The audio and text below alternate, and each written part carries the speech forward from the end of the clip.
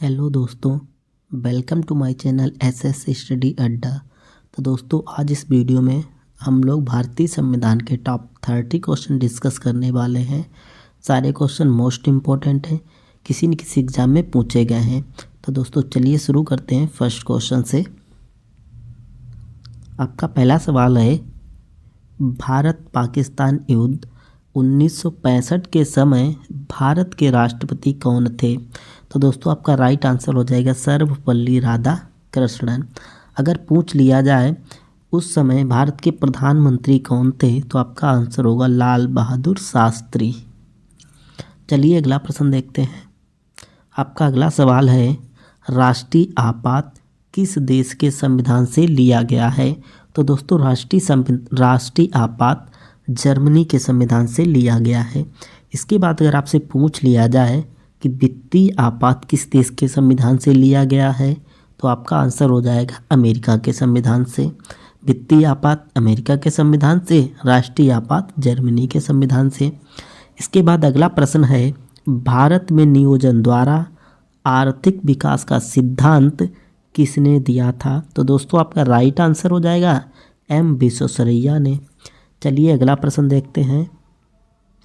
आपका अगला सवाल है, किसको भंग नहीं किया जा सकता किंतु समाप्त किया जा सकता है?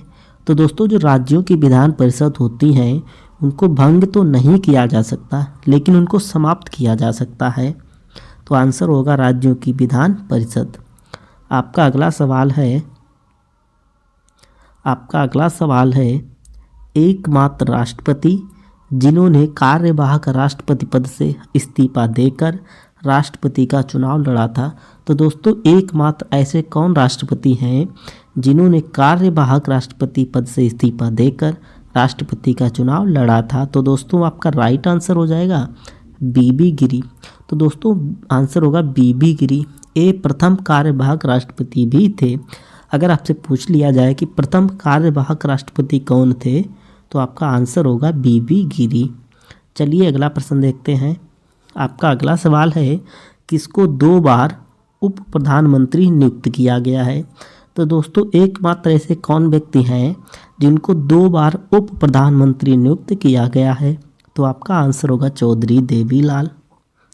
चौधरी देवीलाल को 2 बार उप प्रधानमंत्री बनाया गया है।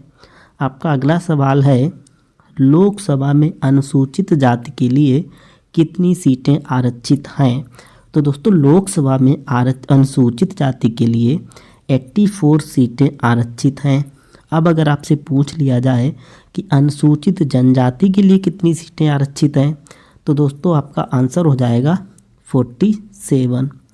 अनुसूचित जाति यानी एससी के लिए 84, अनुसूचित जनजाति एसटी के लिए 47 सीटें आरक्षित हैं। चलिए अगला प्रश्न देखते हैं। किस समिति को प्राक्कलन समिति की जुड़वा बहन कहा जाता है? तो दोस्तों किस समिति को प्राक्कलन समिति की जुड़वा बहन कहा जाता है? तो आपका आंसर होगा लोक लेखा समिति को। अगर बात करें प्राक्कलन समिति का गठन कब किया गया था, तो आपका आंसर होगा 1956 में प्राक्कलन समिति का गठन किया गया था। सदस्यों की संख्या कितनी होती है? तो आंसर होगा 30।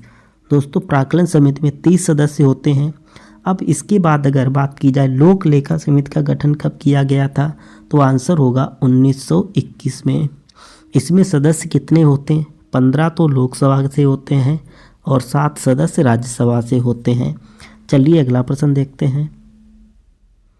आपका अगला सवाल है, स्वतंत्रता के बाद स्थापित होने वाला प्रथम उच्च न्यायालय कौन सा था? तो दोस्तों स्वतंत्रता के बाद स्थापित होने वाला प्रथम उच्च न्यायालय कौन सा था? तो आपका राइट आंसर हो जाएगा उड़ीसा, जो कि 1948 में बना था। अगला प्रश्न है, सबसे कम समय तक रहने वाले सुप्रीम कोर्ट के मुख्य न्यायाधीश कौन हैं? तो दोस्तों सबसे कम समय तक रहने वाले सुप्रीम कोर्ट के मुख्य न्यायाधीश कौन हैं?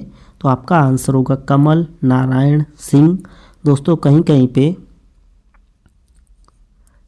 KN सिंह भी लिखा मिलेगा, शॉर्ट फॉर्म कमल नारायण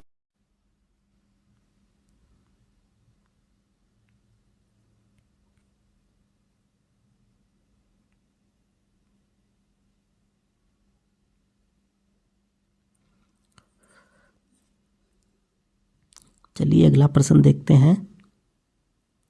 आपका अगला सवाल है, सुप्रीम कोर्ट के प्रथम दलित मुख्य न्यायाधीश कौन थे? सुप्रीम कोर्ट के प्रथम दलित मुख्य न्यायाधीश कौन थे?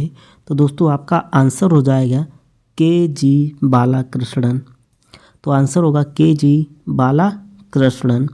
आपका अगला सवाल है, स्वतंत्रता के समय कुल कितनी देशी रियासतें थीं? तो दोस्तों स्वतंत्रता के समय कुल 562 देशी रियासतें थीं। इनमें से स्वेच्छा से कितनी देशी रियासतों ने विलय कर लिया था? तो आंसर होगा 559। तो दोस्तों 559 ऐसी रियासतें थीं जिन्होंने स्वेच्छा से विलय कर लिया था। इसके बाद दोस्तों बच गई थी 3। उनमें से जो हैदराबाद रियासत थी, इसको दोस्तों पुलिस कार्रवाई के द्वारा भारत में मिलाया गया था। उसके बाद जूनागढ़ रियासत, इसको जनमत संग्रह के आधार पर मिलाया गया था। उसके बाद दोस्तों जम्मू कश्मीर जो थी रियासत, उसको विलय पत्र पर हस्ताक्षर के द्वारा मिलाया गया था, जो कि 25 अक्टूबर 1947 को महाराजा हरि सिंह ने हस्ताक्षर किए थे। चलिए अगला प्रश्न देखते हैं। आपका अगला सवाल है, भाग 2 का संबंध किससे है? तो दोस्तों भाग 2 किससे संबंधित है? तो आंसर होगा नागरिकता से। अब अगर भाग 3 पूछ लिया जाए तो दोस्तों आंसर होगा मौलिक अधिकार। भाग 2 नागरिकता, भाग 3 मौलिक अधिकार। अगला प्रश्न है, छुआछूत का अंत कब हुआ था? तो दोस्तों आपका राइट आंसर हो जाएगा 1955 में। चलिए अगला सवाल देखते हैं। आपका अगला प्रश्न है, भारत के सबसे बुजुर्ग राष्ट्रपति कौन है? तो दोस्तों भारत के सबसे बुजुर्ग राष्ट्रपति कौन है? तो आंसर होगा आर वेंकट रमन। अगला सवाल है, शून्यकाल संसदीय व्यवस्था किस देश की देन है? तो दोस्तों शून्यकाल जो संसदीय व्यवस्था है वो भारत की ही देन है। आंसर होगा भारत की। अगला सवाल है, उच्चतम न्यायालय द्वारा कितने प्रकार की रिट जारी की जा सकती है? तो दोस्तों उच्चतम न्यायालय द्वारा 5 प्रकार की रिट जारी की जा सकती है। चलिए अगला प्रश्न देखते हैं। आपका अगला सवाल है, राज्यसभा की पहली महिला महासचिव कौन थी? तो दोस्तों आपका राइट आंसर हो जाएगा बी.एस. रामा देवी। अगला प्रश्न है, लोकसभा की पहली महिला महासचिव कौन थी? लोकसभा की पहली महिला महासचिव स्नेहलता श्रीवास्तव थी। अगला सवाल है, आपका अगला सवाल है, उपाधियों का अंत भारतीय संविधान के किस अनुच्छेद में है? तो दोस्तों जो आर्टिकल 18 है यानी अनुच्छेद 18 किससे संबंधित है? तो आंसर होगा उपाधियों का अंत। उपाधियों का अंत किस में है? तो आंसर होगा अनुच्छेद 18। अब अगर आपसे पूछ लिया जाए अस्पृश्यता का अंत या छुआछूत का अंत किस आर्टिकल में है? तो आंसर होगा अनुच्छेद 17, आर्टिकल 17। चलिए अगला सवाल देखते हैं। अगला प्रश्न है, 21वां संविधान संशोधन 1967 में कौन सी भाषा जोड़ी गई थी? दोस्तों 21वां संविधान संशोधन 1967 में कौन सी भाषा जोड़ी गई थी? तो आंसर होगा सिंधी। इसके बाद अगर आपसे पूछ लिया जाए 71वां संविधान संशोधन 1992 में कौन सी भाषा जोड़ी गई थी? तो आंसर होगा कोंकणी, मणिपुरी, नेपाली। तो दोस्तों कौन कौन सी भाषाएं जोड़ी गई थी 71वां संविधान संशोधन 1992 में? तो आंसर होगा कोंकणी, मणिपुरी, नेपाली। इसके बाद अगर आपसे पूछ लिया जाए 92वां संविधान संशोधन 2003 में कौन कौन सी भाषाएं जोड़ी गई थी? तो आपका आंसर होगा बोडो, डोगरी, मैथिली, संथाली। तो चलिए अगला प्रश्न देखते हैं। आपका अगला सवाल है, भारत का 15वां राज्य कौन सा बना था?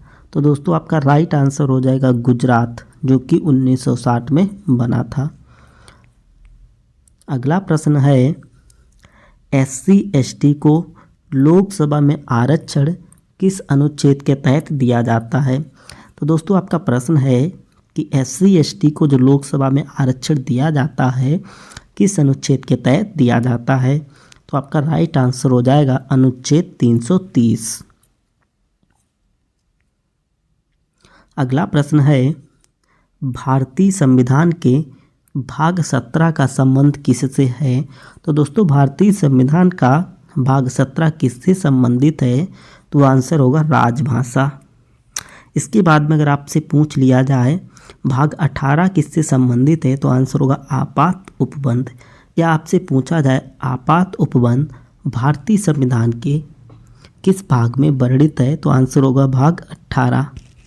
अगर आपसे पूछ लिया जाए संविधान संशोधन किस भाग में है? तो आंसर होगा भाग 20। चलिए अगला प्रश्न देखते हैं।